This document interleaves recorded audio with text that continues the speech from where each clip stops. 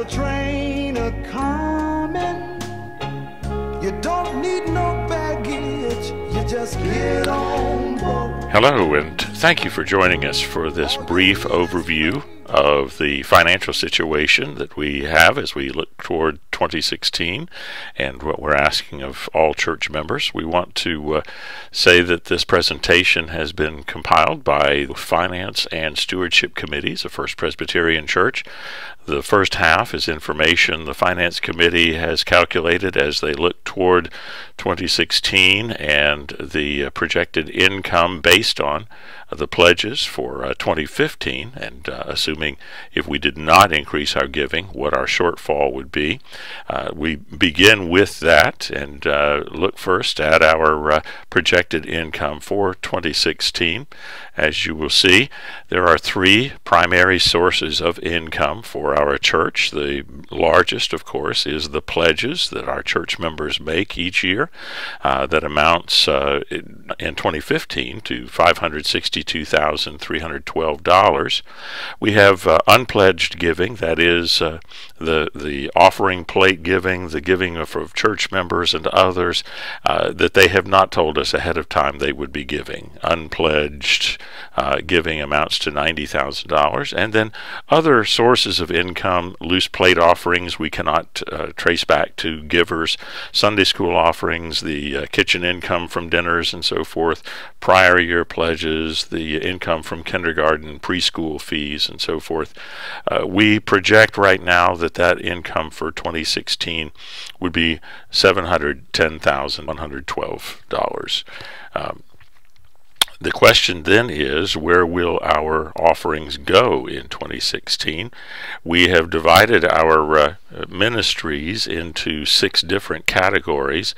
The care category is that which covers the congregational care that we give to our church family. All of our Stephen ministries, the congregational care committee sends cards and notes and visits, and we purchased published materials that we send to folks who are grieving, and that costs about $65,000 a year. That includes a portion of our minister's salary equal to the amount of time that we give to that ministry as well. Our share ministries include both evangelism and missions. This is our outreach budget, and it ought to be more. This includes all the giving we make to our local ministries in the High Point area, as well as support of missionaries and so forth. The grow portion of our budget is that which is what we call nurture or Christian education ministries. It includes the salaries of our Director of Christian Education as well as our Director of Children's Ministries, and that portion of our budget we call the nurture budget.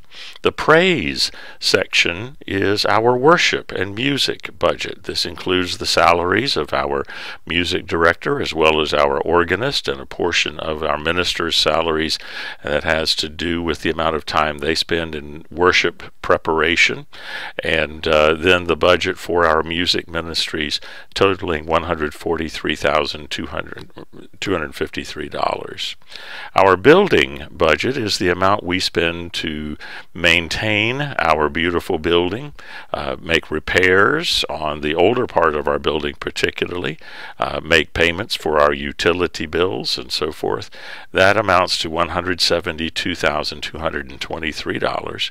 And then our operations portion of our budget is what it costs for the day-to-day operations of our church. These are all the costs associated with our church office, not only the salaries of our 2 full-time and 1 part-time secretary and office manager. This accounts for all of our office equipment, our postage, our internet, everything involved in the printing of our presbygrams and our bulletins, our day-to-day operations of the church. adding all of those together, we project a cost of $885,554. And we want to point out that this is truly a bare bones budget. There have been cuts made to this that affect the ministry of the church as little as possible, but it is less than the 2015 budget. But if you subtract the costs from the income, we expect to see a $145,442 shortfall. We have rounded that up to $150,000 that we see that we are going to need in 2016 in order to pay for the ministries. It's important to remember that in previous years we have been paying for that shortfall by borrowing from the Kimry Scholarship Fund.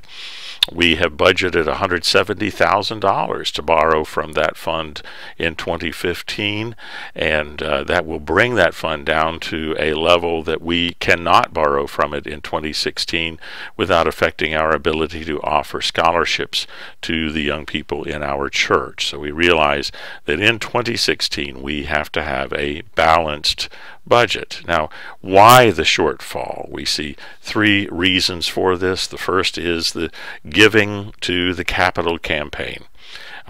Many people have sacrificed their normal offerings to our annual budget in order to make major gifts and significant gifts to our Living Our Faith campaign in order to pay off our debt for the beautiful building that we completed about 5 or 6 years ago.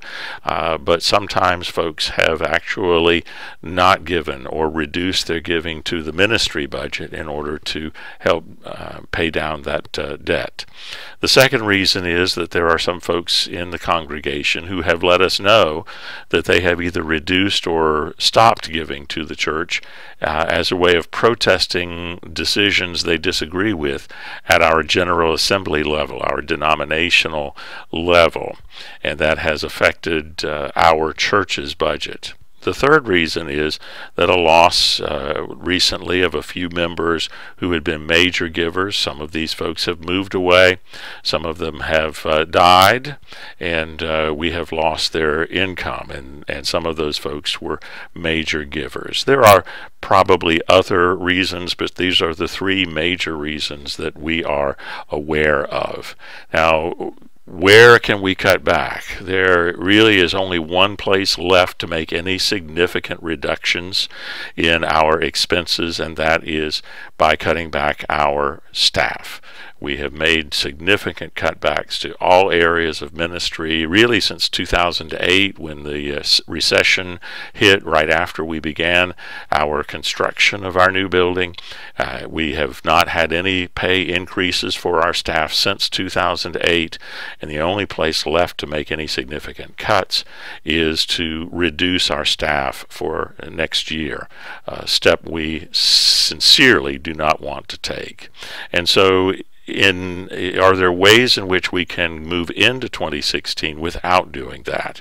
The primary way is to consider the true meaning of stewardship, and that is the principle that our lives belong to Christ. That when we say that Jesus is our Lord, we mean that Jesus is our owner. The word Lord means owner. And so everything that we have belongs to Christ as well. And he expects it to be used for the building up of his kingdom. So that means that God calls us to do three things. First of all, he calls us to give proportionally, a percentage of our income. He does not expect everyone to give the same amount, but to give a similar percentage of our income. And the Bible talks about a tithe. 10% of our income should be given to the work of God.